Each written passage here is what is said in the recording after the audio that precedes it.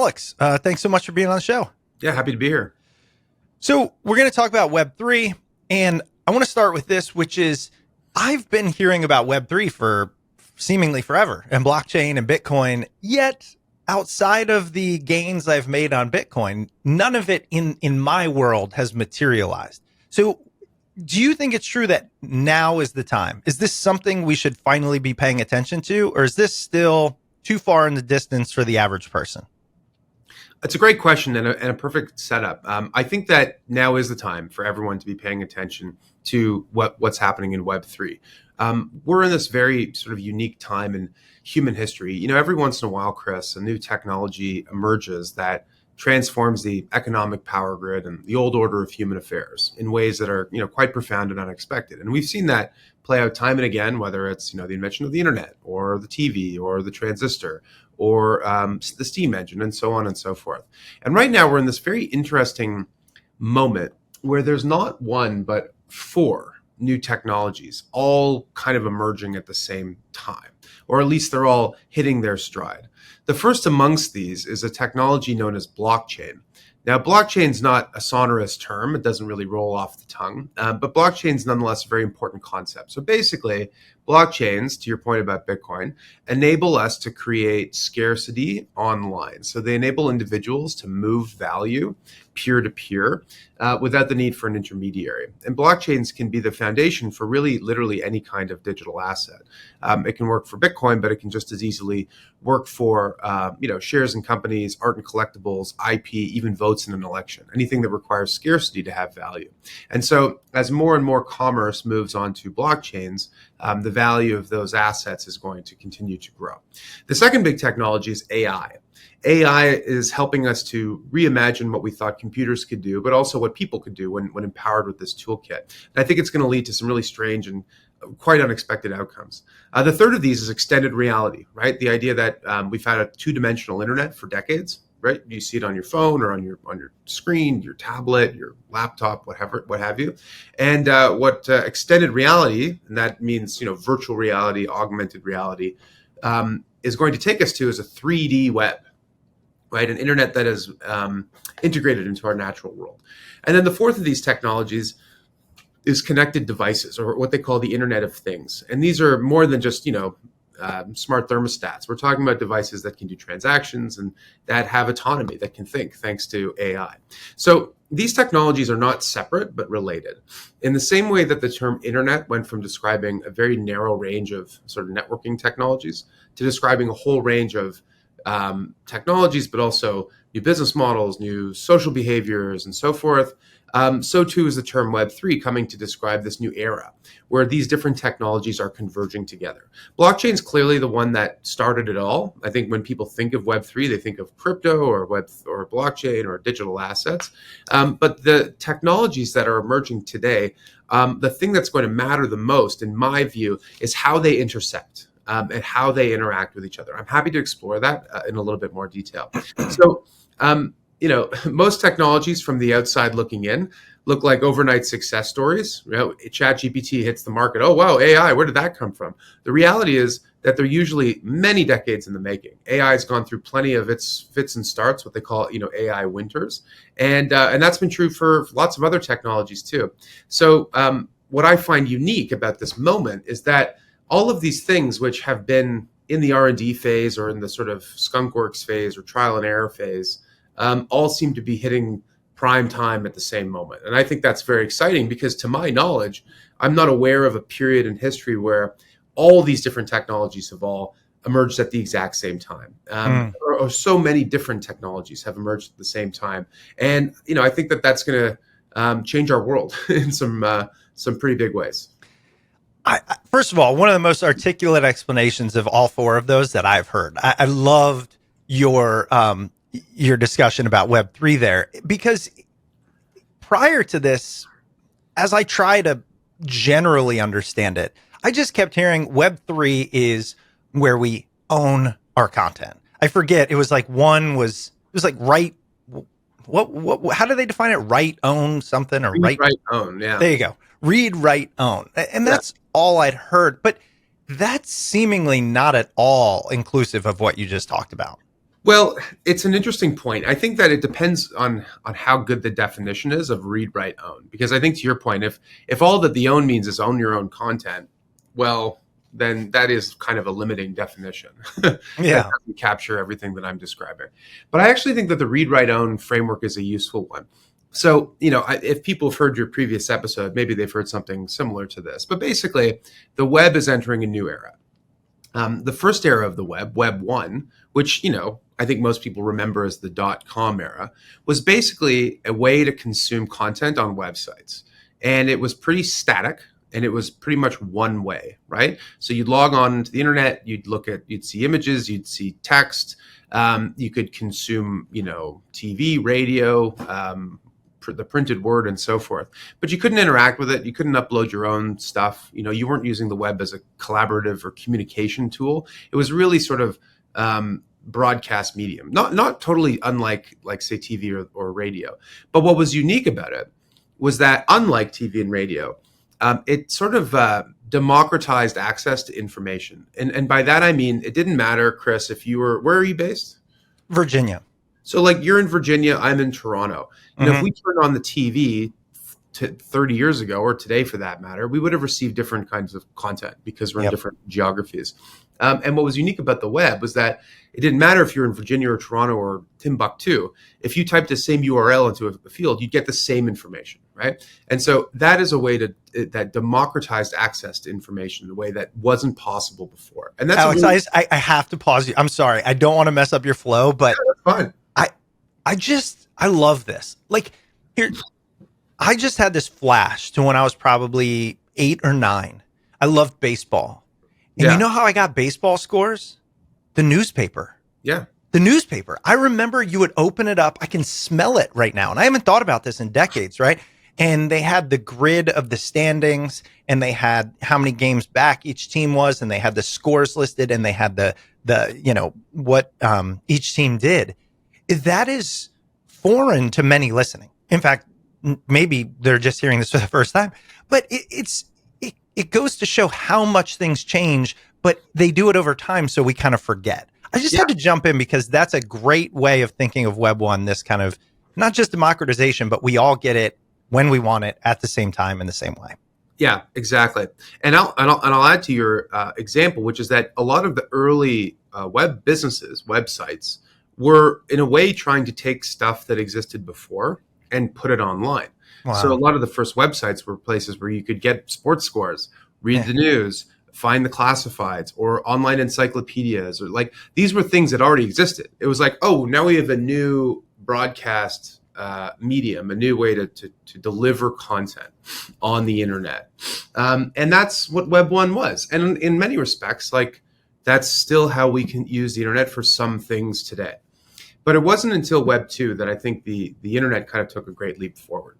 So Web 2, what they call the read-write web, basically what that means is that rather than just going to the internet to read content, to access content, you're able to, in computer jargon, write to it. And basically all that means is upload your own stuff.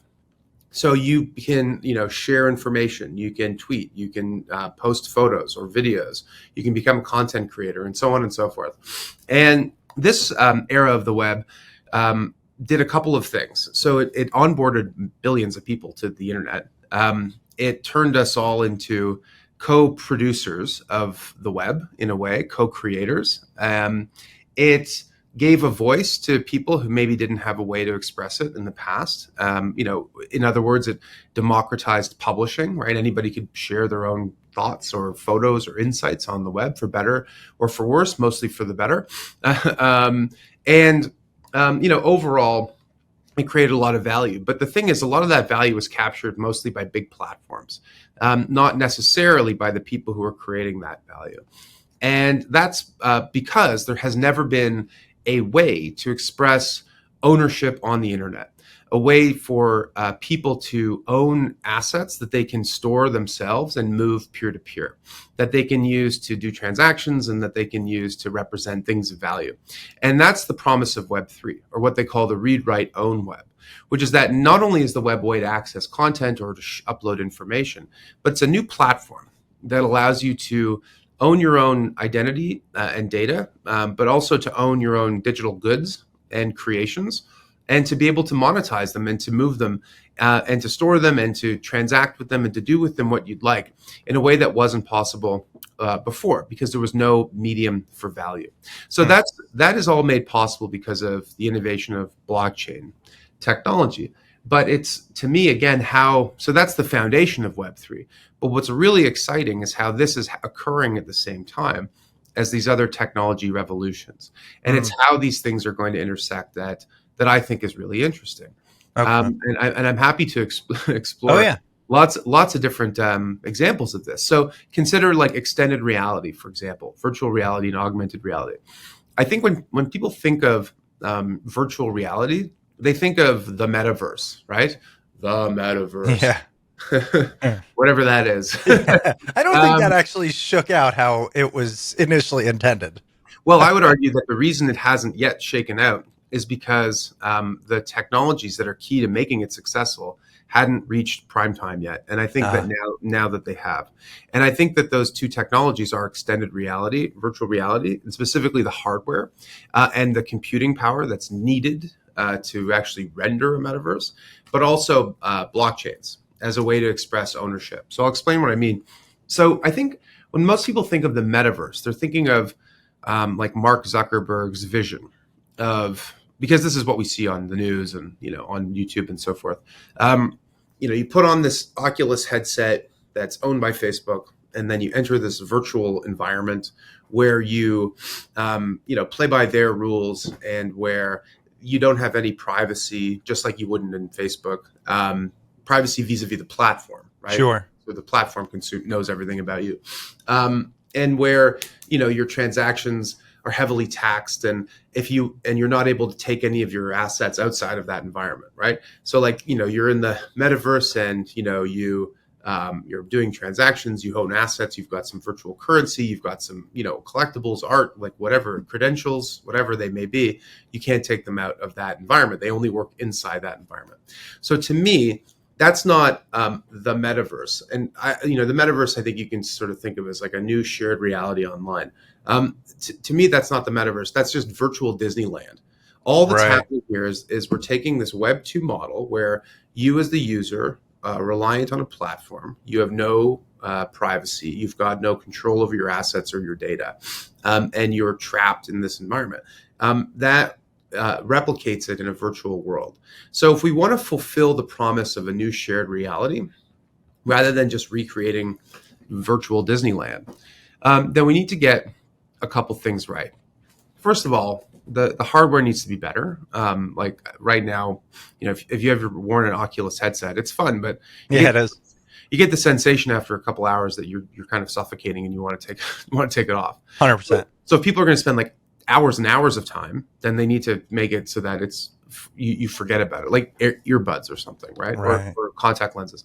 And so we're not quite there yet. But the bigger thing that we need is a way to express the same rights that we have in the real world in the virtual world. And by that, I mean a right to privacy, a right to ownership, to property rights, and the ability to have economic freedom.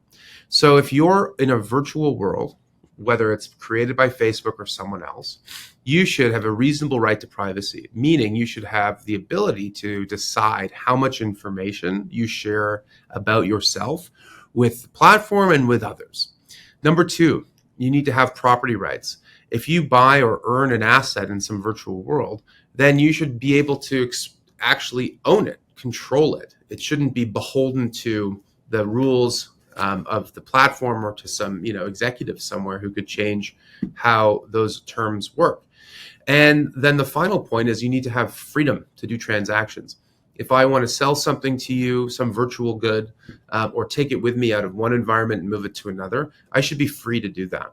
Right now, none of the visions for the metaverse that are promoted by big tech companies can contemplate these rules at all. And I think that's deeply troubling, because unlike, say, like the first era of the internet, which was largely funded by government R&D that went into the Creative Commons, most of the work that's been done in the metaverse has all been done by big companies. And so Right. in a way, they kind of have a lead in this field. And I worry that the world that we're inhabiting, where more and more of our time and our entertainment and our fulfillment as human beings is spent in these environments, will still be beholden to those old rules. And so I think that the good news is that a Web3 metaverse is one that empowers individuals at the expense of platforms and creates more freedom. Okay. I wrote down, I was like, I'm going to take notes so I can ask follow-up questions. And there's 7 of them now. And now I'm confused. Not with you, just where to go. Couple of things. First, you mentioned what let's call it Facebook metaverse is, just for lack of a better word. Yep. And that reminded me a little bit of the move from pre-web to web 1. And the reason is because it was like saying, let's take what exists in the real world and put it online. And I love that. Is that fair? Totally. Okay. 100%. So cool. I like it. It's just helping my understanding. One thing you talked a lot about was ownership and value. And I think that gets people tripped up. I don't want to speak for everybody but myself, because when I think of value, I think of money. So I go, well, right now via the web, I can exchange money to other people anywhere. And so what's the difference between the ability to maybe buy something virtually, or let's say I put up something online, a newsletter, right? You can buy it from me. So we're transacting and I own it. So I don't quite understand the difference. Yeah, that's a great question. So the key part is that the transactions are peer-to-peer and don't involve an intermediary and are hard to censor. So what the web is fundamentally is a protocol that allows individuals to move information peer-to-peer, right? So you don't have to use the AT&T telephone network or the US Postal Service or whatever. I'm just, the way in which we used to move information. Now there was a way to move it peer-to-peer. Until Bitcoin came along, there was not a way for individuals to move value peer-to-peer over the web. Instead, they had to rely on intermediaries. And those intermediaries included banks and brokers and credit card companies and transfer agents and, blah, blah, blah, like all these financial third parties that sit in the center. Right. And those third parties existed to perform really important roles. 3 things in particular that intermediaries do. The first is they establish the identity of parties in a transaction. Then they create trust. They act as a trusted intermediary. And then they perform what's called business logic. So clearing, settling, record keeping, contracting, etc. And for doing that, they get compensated, and some would argue overcompensated for the role that they do. They also have some very big limitations. Now, I've described the problem of platforms, which is that they undermine our privacy and they capture all the value of people creating online. But when it comes to financial intermediaries specifically, they also exclude big parts of the population that don't have access to a bank account. They add friction and cost to transactions. For moving money overseas, it can take weeks to transfer funds and cost, on average 5 to 10%. And that is problematic because it is a tax on users, and it's also something that keeps people out of the financial system. So what Bitcoin solved was a thing called the double spend problem, which basically says when you move something of value online, how do you ensure that you don't have a copy, right? So like if I should have described this at the beginning, Chris, but basically, let's say, for example, that I was sending you an email and I had an attachment on it. Now you received that email and that attachment. That's great. But there's nothing stopping me from sending that same email with an attachment to someone else, right? Mm-hmm. And by and large, that's okay. In fact, it's one of the great benefits of the web is that the web is kind of like a printing press for information, right? But instead of that attachment being like, say, a PowerPoint, it was $50. It's very important that when you receive it, that I can't send a copy to someone else the same way I could with, say, like a PowerPoint or PDF. Okay. Because if I can copy money or assets the way that I can copy information, then those money and assets become worthless, right? Okay. And this is what they call the double spend problem. And what Bitcoin did was basically it was the first technology to solve this thing called the double spend problem. And it did so with the help of this technology known as a blockchain. So sometimes it's helpful to get into the technicals, and I think maybe this is a good time to do that. So basically, I talked about intermediaries, middlemen, right, who sit in the center of transactions. Well, one of the things they do when they establish identity and create trust is they maintain this thing called a ledger, right? A ledger is basically just like a database of transactions, who owns what, who owes what to whom, and so forth. And for maintaining this ledger, they get compensated as the trusted intermediary. A blockchain is a ledger. It is a record of transactions. Except instead of sitting inside of a single computer system or a bank, it is decentralized or it's distributed. Copies of it exist all across the network. And anyone can see that ledger and everyone can trust that it's accurate, but no single entity can alter the results. The only way that the ledger can be updated is if the whole network reaches consensus. And that's a process that happens every few minutes or seconds, depending on the blockchain. And when it does, it adds new transactions to the network, which they can all be seen and trusted, but not altered by any single party. So basically, it's a way to replace the function of a bank or a trusted third party with a networked state, with a network doing the same job instead. And instead of putting trust in the hands of an intermediary, it distributes trust across all parties. So I know that sounds like, sometimes that can sound kind of gobbledygooky, but basically the net effect of this, like the reason that it's so interesting, is that it enables us to create scarce digital goods. Like if I sent you a Bitcoin and I could send the exact same Bitcoin to someone else, then that Bitcoin would be worth nothing, right? It would be worthless. So what blockchains allow us to do is to ensure that when you have that, when I send you a Bitcoin, you have it and I don't have it. Now, what's so fascinating about blockchains is that Bitcoin just happened to be the first use case, like the first killer app for this technology. Yeah. But actually, blockchains can be programmed to represent anything of value. So that's where you hear about content and all the rest of it. So basically, blockchains can be a way to represent value in Bitcoin or US dollars or shares of companies or collectibles or pieces of art or IP that creators have made online, or even votes in an election, as I described earlier. Because a vote is kind of like a transaction. When you vote, it's important that your vote is cast and counted for the person you voted for, that it can't be cast again, and that it remains private, but that you can also verify it after the fact. All of those things are true of transactions as well as of votes. So what blockchains enable us to do is to create a value layer for the web, an asset layer for the web, that is going to, in my view, be transformational for business, but also for culture and so many other things too. So I hope I didn't go down too much of a rabbit hole there, because I think sometimes it's helpful to just dig in a little on the specifics. Well, and I think if you're listening, there's kind of two mindsets. One, it's like one, I want to know the generalities, but the other is, if I buy into kind of what you're saying, that this is going to be a major part of our life, which I think most people do, it's just at what point, right? Then I should probably start to understand it. Not just, hey, I know what Bitcoin is, but understand the layers below that. Most people who listen to the show want to know that. So I think that's helpful. Couple of things here. Help me understand this, though. Isn't there still a intermediary, even with something like blockchain? Because I have two examples. One is, to your point, it's a network instead of a institution. But is that trading one for the other? And then the other question is, right now, if I were to send you a Bitcoin, I still have to go through some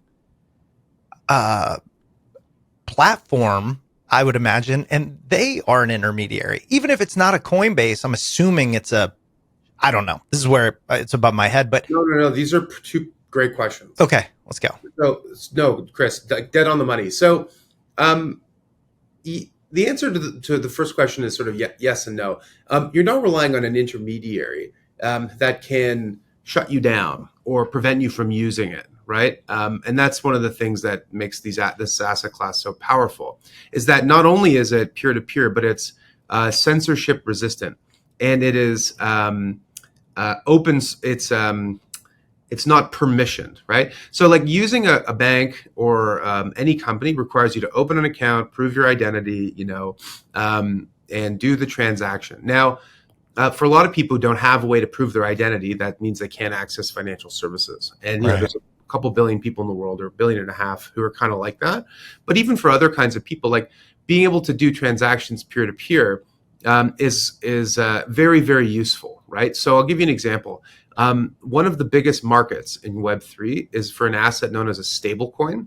A stablecoin is a token, so a crypto asset, a token, backed by US dollars. And it allows individuals to move US dollars peer to peer, even if they don't have a US dollar bank account, and without the need for a financial intermediary. So there's a lot of benefits to that. One, the US dollar is the global reserve currency, and everyone would love to have access to it. So it makes it way easier to own dollars, but it also means you can send them peer to peer and instantly. So that's something that removes the need for the permission that you would need to access a bank account where maybe you couldn't get one, right? So, and Alex, let me pause you, because if people aren't fully grasping, I think, the enjoyment of this. I like sports betting. I've done it for a long time, right?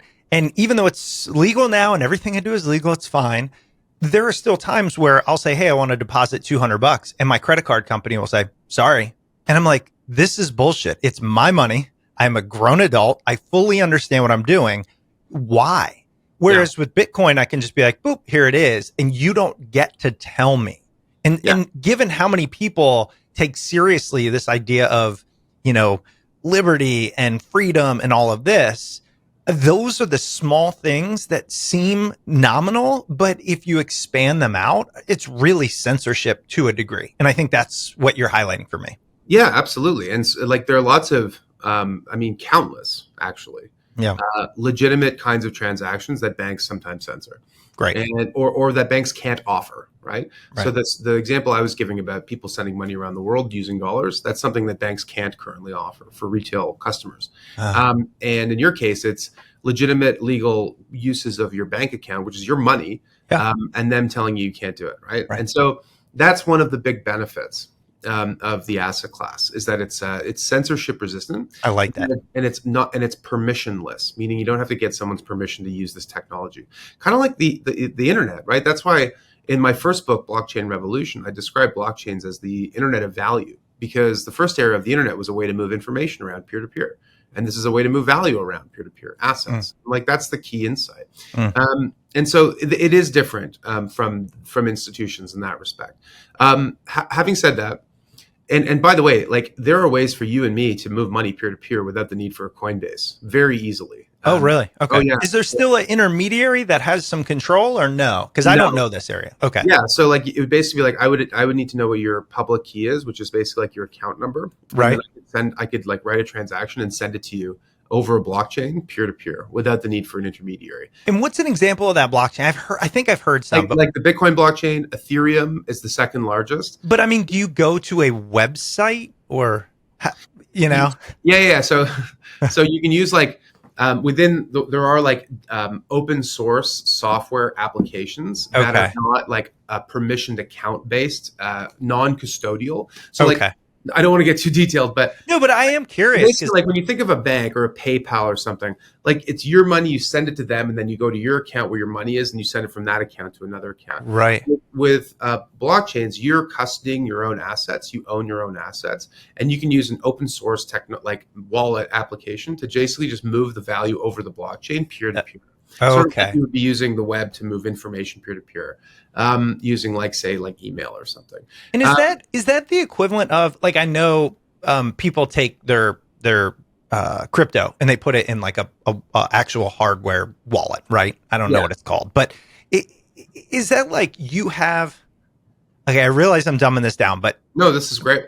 You own a website, right? It's your wallet IP, whatever the hell you want to call it, and so you're just basically sending the currency from your website to mine. The difference is there's no intermediary. It's a virtual wallet almost. Is that a decent way of thinking about it?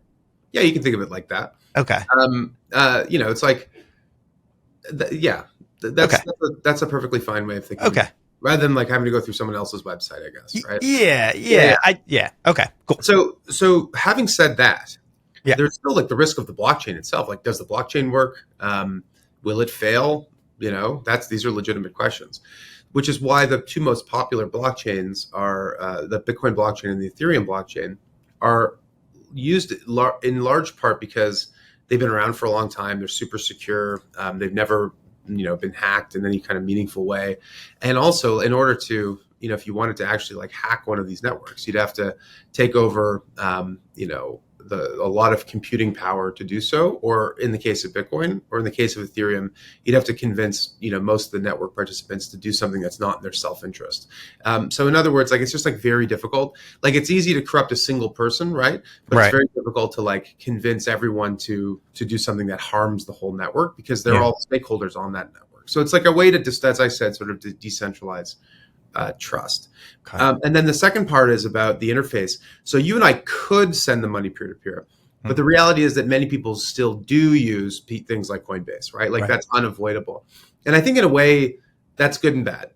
It's good in the sense that those platforms are like on-ramps to the blockchain superhighway, right? Like you got to get on somehow. If you want to transact in digital assets, then you need to be able to somehow move fiat currencies into those assets, right? And so that's one example. But also, I think partly people use it for convenience, and that's good and bad, because it's great, it's convenient. People can still use those apps to move value around peer to peer, but it is now re-intermediation, right? Exactly. So it's like there was a middleman, we got rid of him, but then, for convenience sake and for the user experience, it's actually kind of easy to just use some interface. And I think that until there are open source, decentralized, like blockchain based ways to do that, and there are, but they're still not as easy as Coinbase. Like Coinbase is still conventional in a way, Silicon Valley high growth company. They've been enormously successful. And they make it easy for you to access this asset class and this technology. And, they've been really successful doing that. In order to achieve sort of the promise, though, of the read, write, own web, of actually owning it, then, possession is a big part of it. They say possession is 9/10 of the law. Yeah. If you're relying on someone else to custody your assets and hold the value for you, then in a way you haven't really gone to the Web3 phase yet.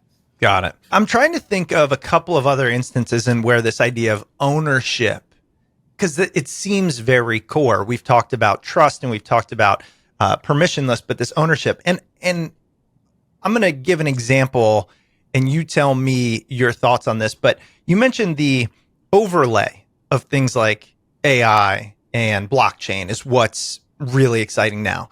And so if we get to the stage where we have augmented reality, which I think we're almost there. I mean, I don't know. I see this stuff all over the place, but where you wear glasses and like it kind of fills in the data. Is it fair to say then that, let's say somebody creates the Mona Lisa version 2 and you want to hang it in your house, but you also want it to exist in your metaverse, whatever that is, digitally, then this is a area where augmented reality and blockchain overlay, because you are the only one that can own it. Whereas right now, somebody could like take a picture of it and hang it in their metaverse. Does that make sense? Yeah, totally. I mean, when it comes to digital art, it's a little bit different than physical art. Like there is only one Mona Lisa painting. Right. There are plenty of copies of the Mona Lisa. Yeah, that's true. Yeah. An infinite number of digital images of the Mona Lisa that anyone could put on their flat screen TV and hang in their house. Right. There's only one original. Now, the difference between digital art and physical art is that, the digital art displayed on one screen might look indistinguishable from what it is displayed on the other screen, right? Mm-hmm. But the difference with the idea of using ownership is to basically create an original work that has a signature. So instead of thinking about like a single painting, think of a print, right? Like there's an original piece of art and then they might do a limited print run of like 600 different copies. Mm-hmm. Or in the case of like, say, a photograph, just like people sell photos for hundreds of thousands of dollars, millions of dollars if they're from a reputable artist. But if you get your hand on the negative, then you could just recreate it over and over again. So what makes the original valuable? Well, the original is valuable because it's the original. signed by the artist. There's a proof that it's the first one ever, and that gives it scarcity. And the same is kind of true. I think what you're alluding to is the NFT space, which is basically these digital artworks or digital collectibles, where sure, you could just take a screen grab and post it, on your website, but only one has the signature, in the same way that like only one has the signature of the artist in a painting. This one has a digital signature. So you can actually think of the NFT less as the actual image and more as the signature itself, right? Got it. That gives it scarcity and makes it unique. Okay. Now, that's not to say that I have a view on any of these projects as investments or something. Like, I have no clue. But I do like the idea of being able for creators to be able to prove that when they made something, that it's the original, because that means that they might be able to monetize it and make more money from it. There's another dimension to NFTs, Chris, which is really important, which is that because it's just software, it can be programmed. And one of the things that it can be programmed to do is to pay royalties to the original artist in perpetuity. So basically, when you sell an NFT or any other, blockchain-based asset token, you can program it so that it pays a royalty back to the original creator. So let's say I was a painter and I'm a starving artist. I just graduated from, design school, and I sell my first painting for $500. And then I hit it big. And then in a year or two's time or 10 years, that same painting is selling for $100,000. Do I make any profit on the difference between 500 and 100,000? No, I've sold that art to the first person. The person who bought it is the one who will make all the money. What you can do with an NFT is you can program the NFT to create a payment automatically every time it's resold. So you don't have to rely on a gallery or some buyer to make sure that the original creator is paid. You can program the asset so it does that. So there's a couple things that are worth talking about here. Number one, there are over 300 different NFT projects that have created at least $1 million of secondary royalty revenue for the creator. So not money from selling their work, but rather money that was earned from the resale. So someone bought it and then resold it. There's a profit there, and some of the money went to the original creator. This is important for a lot of reasons. One of them is because we're in this really, really perilous moment, in my opinion, for creators. And that's been largely driven by technology. Like, technology for the longest time has been a tailwind for creators. Like the record made it easy to sell 1 million copies of a piece of music, or the lithograph made it easy to sell 1 million copies of a piece of graphic art, or whatever it might be. But more recently, technology has become a headwind. The web took this thing that was an asset, like in the case of music, a record or CD, and turned it into a free commodity that got put through that printing press of the web. And now we've got this risk from AI. AI, I think, has got a lot of creators really worried because, what if AI starts writing scripts and writing scores to film and maybe even acting in movies? What does that mean for people who are creators professionally? And so I think that, and by the way, what recompense or what form of compensation should people and creators get if their IP is used to train a model, for example, right? Yeah. So what's really interesting about the NFT space is that we can apply those lessons to AI. So right now, the concern is if you're a creator, all your IP is going into, an AI model, and it's being used to pay to make money on the other side. How are you getting paid for it? Well, if the IP itself was tokenized like an NFT, we'd be able to track how it's being used and if it's creating value. And if it is, then we'd be able to create a payment automatically that goes back to the original creator. Wow. We'd be able to know the provenance, the ownership, and the amount that they were owed. And maybe that would be a way for data creators and artists. We're all creators, in a way, but also like really professional artists to actually volunteer more information to these models so that they could actually get paid more as a result. So that's when I always like, when I talk about the intersection of these technologies, we've described a couple like VR and AR, but even when it comes to AI, we need new ways to ensure that these models that are creating all of this stuff are doing so in a way that fairly compensates data creators. And to my knowledge, the only way to do that is using blockchain. Yeah. I just got this thought, right? We've been podcasting forever. 14 years or something, right? Probably, 500 plus hours of fairly condensed content, 500 people, experts, etc. So imagine the expert comes on and like yourself, and they tie everything they say to, I don't know, a blockchain or an NFT or whatever it is, right?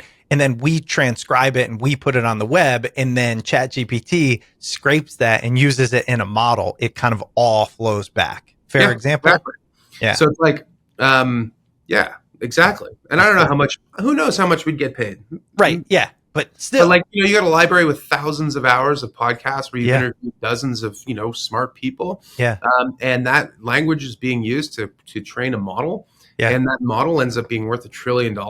Right. Some of that could belong to you, right? Yeah. And I think that's sort of interesting. Like, there's a lot of discussion within the AI world about where to get more data. Mhm.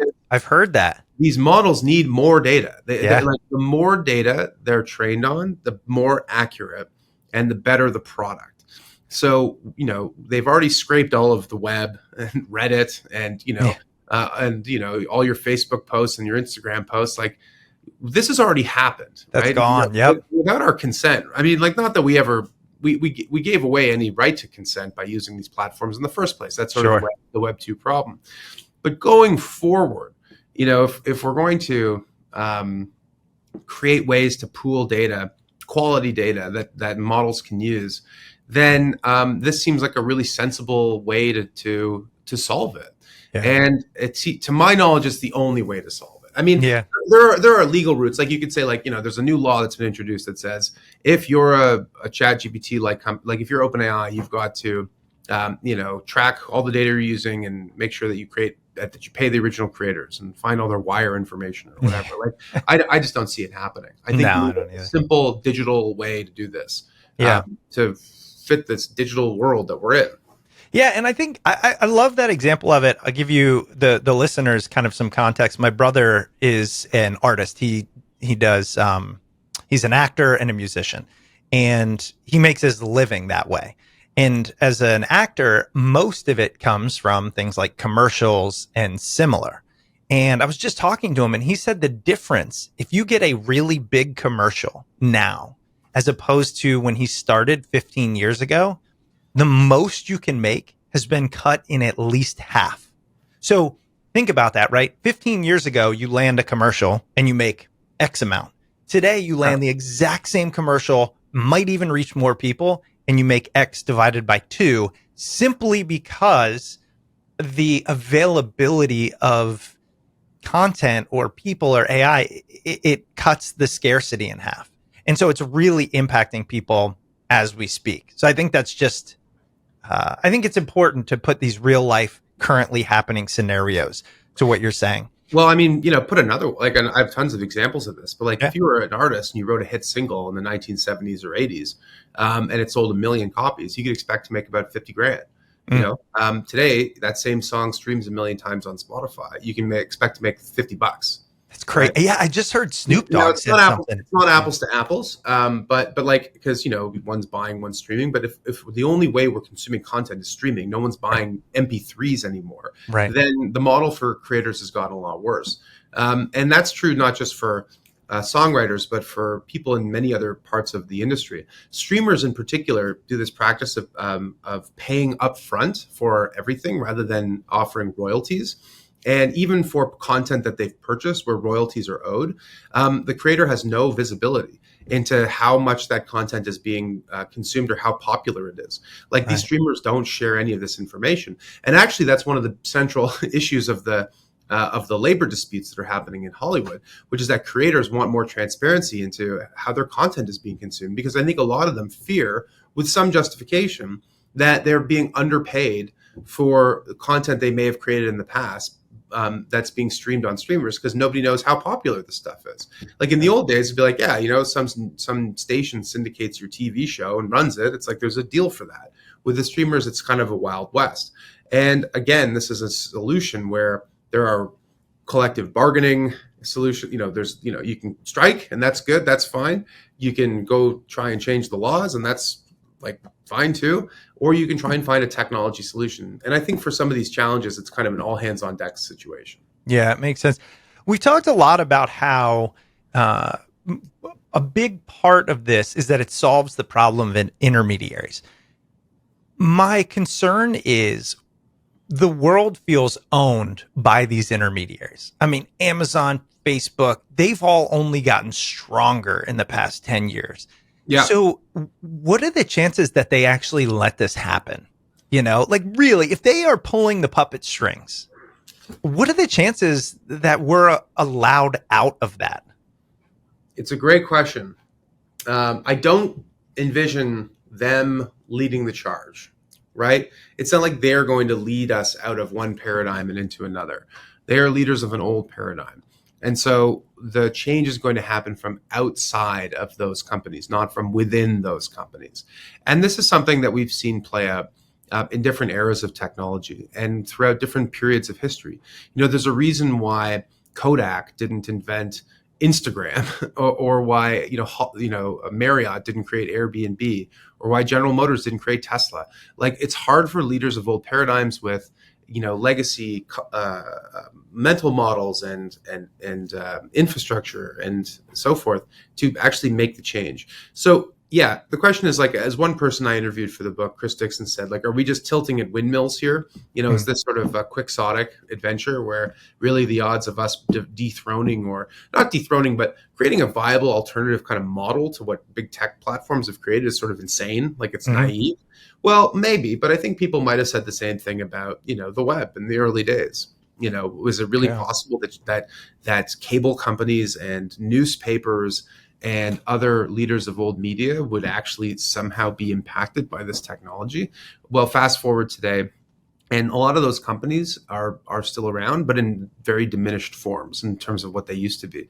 And there are new leaders that have come along. So to me, it's not like Facebook and Google and these other businesses are going to go the way of the dodo or something. Like, they're going to continue to exist, but they're going to be smaller. They're going to be like less relevant, less systemically important as well than maybe they were in the past. In the same way that today, like Dell and HP and IBM and, GE, these are businesses that are less relevant now than they were 30 years ago, because they're companies that failed to kind of capture the web and in all its glory and all its chaos, but they weren't there to own that era. And so I just think it's questionable whether or not those other companies will somehow manage the transition. I'm not sure that's true for all of them. There's some, frankly, that I kind of like, big companies, but for a lot of these big platforms, I just think it's very hard to disrupt yourself, to reinvent yourself when you're making so much money doing what you're doing. And therein lies the challenge and the opportunity. Well, speaking of opportunity, I know we got to go here, Alex, and your book is Web3, Charting the Internet's Next Economic and Cultural Frontier. And I have to say this, I've learned a ton in this conversation, and how this podcast is designed to say, but I now have even more questions, which is a good thing. And that's where your book comes in. So what I'm going to ask in this very last 30 seconds is, what do you recommend? We're going to link to the book and all of that. What do you recommend people do with this information about Web3? Well, the book is called Web3, Charting the Internet's Next Economic and Cultural Frontier, as you said. And the word frontier is a very intentional choice by me. Some frontiers are for experts only, or require vast amounts of capital to achieve, venturing to the moon or climbing Mount Everest. And all frontiers have their fair share of risks and rewards. And frontiers attract the best and the brightest, but they also attract, all sorts of crooks and hustlers and so forth. But the most bountiful frontiers in human history are ones that are actually pushed by everyday people. So, if you're listening to this podcast and you're here with us here at the end, it means that you've self-selected to learn about this topic.